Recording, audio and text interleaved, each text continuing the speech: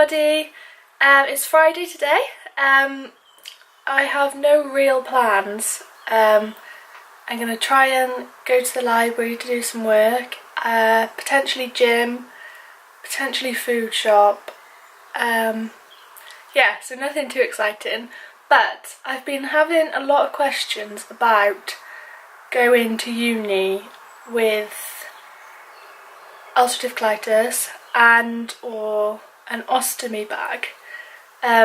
People just seem to be worried, which is completely understandable. I'd be lying if I said I wasn't completely shitting myself to move away. But honestly, it's absolutely fine, and people are so willing to help and to go out of their way to do things to put you at ease as long as you're just honest with them. And I know originally coming out with I've got a stoma or I've got ulcerative colitis is quite a big bold statement, but honestly once you get it out the way, people are so giving and understanding usually. So I thought I'd take you this morning on just a little, very little, because it is very little, tour of my flat. So I'm in my first year of uni at the moment, and I am living in student halls. The uni were really helpful prior to moving in helping me choose which halls would be best for me, you know, where I'd sort of have the best facilities to go about day-to-day life with my stoma, etc. So I'm in the uni's halls themselves. Yeah, so I'm going to show you around. So there are 8 of us in the flat altogether, but we've all got our own bathrooms, and then we share, sorry about the door, we share a communal living area and kitchen. But this is my room. Let me turn the light on. So yeah, I've got the bed there, obviously, plenty of storage, and then this is my sort of desk slash getting ready work area. The only thing I would say is that there is a very much lack of space, so it's starting to look a bit cluttered now we're heading towards the end of the year. Big teddy, of course. And then, so obviously one of the main things I was worried about before moving was toilet situation, because lots of uni halls have communal toilets. So this was one of the really good things about moving to this halls, was that I get my own bathroom, shower, which is good. And this is where I store all of my supplies. It's a bit of an awkward area, but it does the job. So I've got like my temporary, just day-to-day changing kit there. And then these drawers are just full of spare supplies basically. So every month when I get my order, I stock this up and I'm away to go. Yeah, so that is my bedroom. On the whole, it's been a really good place to live, to be honest. And the staff here are wonderful. So when I get my order delivered, it goes to the main office downstairs, and then they drop me an email saying it's here, and then they basically say when I can collect it, or they offer, if it's a big one, they offer for someone to bring it to me, which is really nice because it can be quite heavy sometimes. Yeah, and then I obviously unload it into those drawers, and then I'm stocked up for a good month or two before having to worry about placing another order or getting another prescription, so it's really good. Another thing I would say is that not all of the rooms in the flat or the halls are done out to this spec. So I have actually got a disabled room, so it is a little bit larger. I obviously have got the double bed, and a little bit of a larger bathroom, which is a bit more modern. But sorting that out honestly was so easy, and the uni themselves and the halls managers couldn't have gone more out of their way to make me feel comfortable. So I visited, I think it was 2 or 3 times before moving in. Got to see all the different sorts of rooms on my own with my parents, and then obviously just sat down, talked through the options. So I chose this room, which they didn't have a problem in sorting out for me at all. I obviously told them about my condition, my stoma, and they're really good. So they provide me with extra black bags, the same ones as are in all the kitchens and all the bins here, so that obviously when my bin in here gets a bit full, I can empty it nice and discreetly into the big wheelie bins outside, just like everyone else does, in the same bags, etc. Just apart from the fact I do it a little bit more often, because I told them I like to change my bag every day. It's just a personal thing. Obviously not everyone does, it's just whatever works for you. But obviously my waste in here gets quite full quite quickly, and it's obviously not very nice when it's hanging around. So yeah, I just empty that every couple of days into the big wheelie bin outside, as does everybody else. So this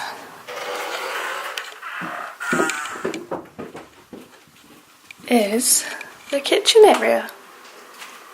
I'm sorry if it's a bit messy, but it's lovely and big, and it's really nice and social. So we sit in here most evenings and we just chill, have our dinner together, watch some TV. It's nice. Can people watch outside?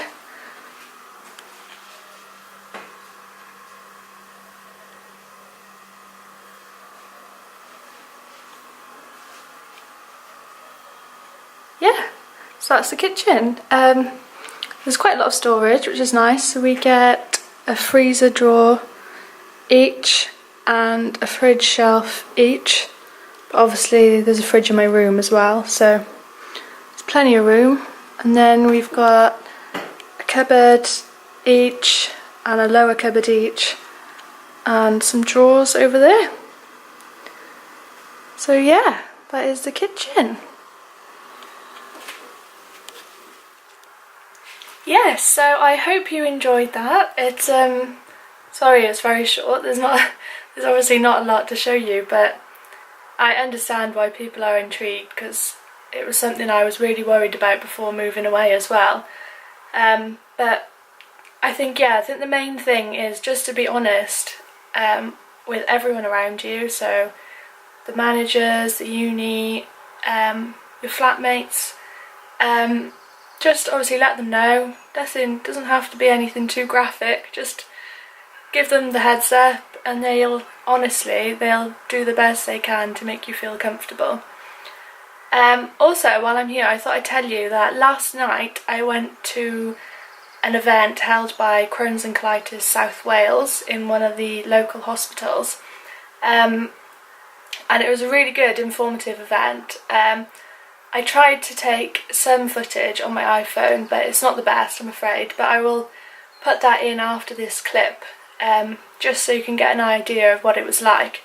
But the one thing I would say after it is that if you've got a local Crohn's and Colitis UK support group, I would thoroughly recommend you just sign up to their sort of feed of what they've got going on and try and attend, as many as possible, because they honestly are so good.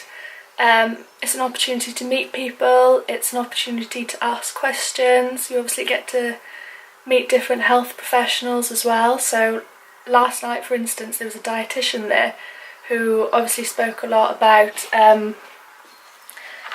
diet and whether diet can sort of help your symptoms, or whether you can use diet in your favour basically to make you feel a little bit better.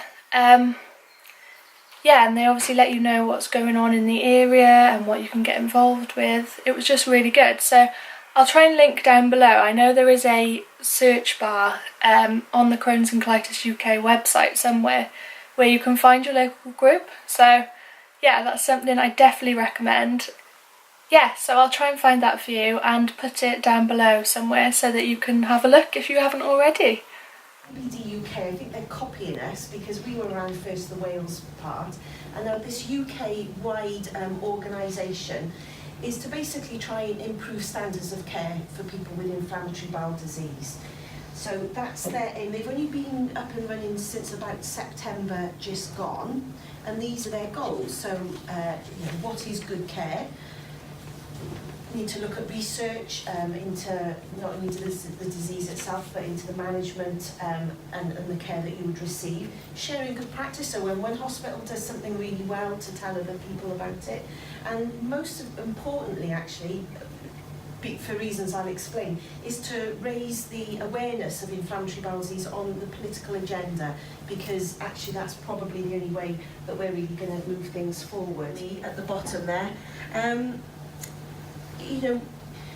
we want to hear your stories, good and bad. Okay, we are aware that we cannot provide you with the service that we would like to. Okay, so if you've had problems or if you've had good things, please let us know. This Crohn's and Colitis UK, it's a faceted organisation, very much here to support you, but it's also a campaign organisation, okay? And just to say, it's like any money with your cakes and stuff like that, most of that actually does go back into research, okay? Because ultimately we want a cure for inflammatory bowel disease, and then we can all be out of a job and I can retire and rescue dogs. That's what I want to do. Okay, so we want a cure, so we need your money, all right? But until we've got a cure, we want to be able to support you. So that's supporting you with information, but also it's holding the assembly members to account and saying, this is not good enough. We want you to help. So yeah, letters to chief executives, chief nurses, your MPs, and more than welcome. We've got people in purple. They're sort of organising groups, and we put on meetings like this. We would really like to be able to perhaps put on some more coffee mornings and things like that. Yeah.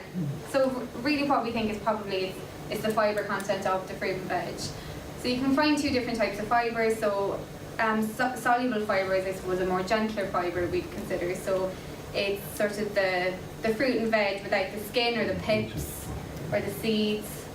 So if you take all those off, you're left with, I suppose, the bulk of the fruit or the veg. It's also things like oats or lentils, and it's a softer fibre that turns into like a gel in your gut, and it can help to slow things down sometimes for some people. So in some ways it can help with diarrhea management. Then there's insoluble fibre, which is a lot tougher, and your body doesn't break it down as well at all, and it comes out the other end, I suppose, really, is how I would describe it.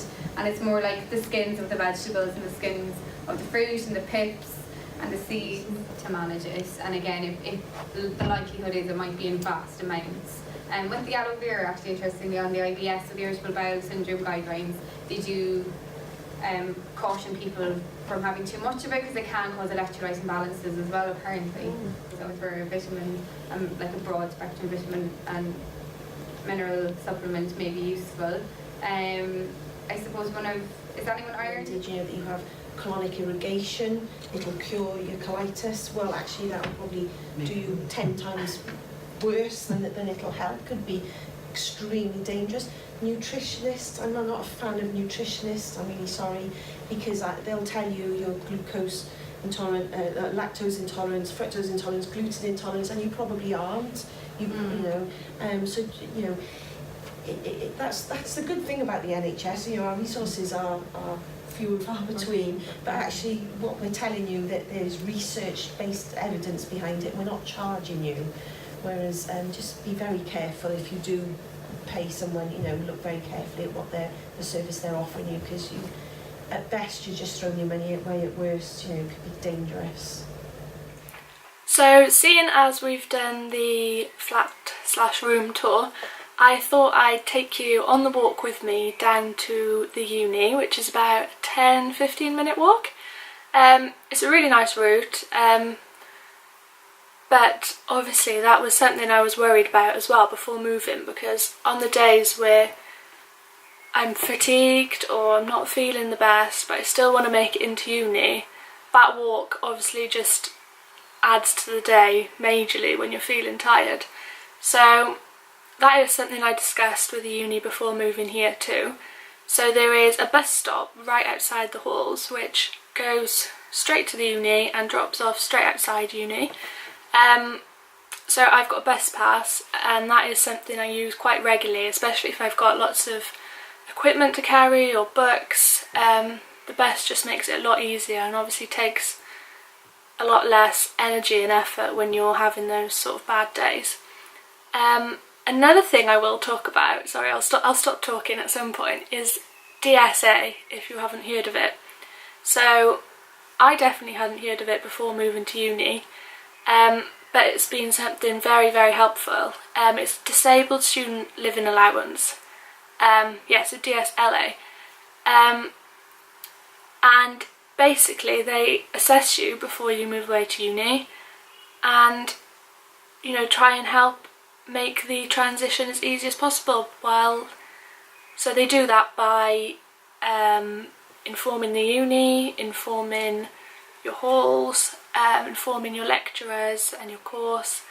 They obviously assess the uni and the area first to make sure that everything's there for you, so toilets, lifts, whatever. So they also assess you in a sort of physical way, so they can provide you with lots of extra equipment, tools, anything you need basically that will help make the transition a little easier and more manageable. So for instance, they gave me a printer, which is in the background, so that when I can't make it into uni I can print out the lectures or print out the reading material, and I can just stay here, lie in bed and get on with it in my own time. But the travel is what reminded me of it, because they also assigned like a taxi fare allowance. So they figured out the distance from here down to the uni, and have given me a sort of allowance of that journey. So if there are days where I'm feeling fatigued or drained, not feeling the best, I can ring the taxi company, which picks me up straight outside.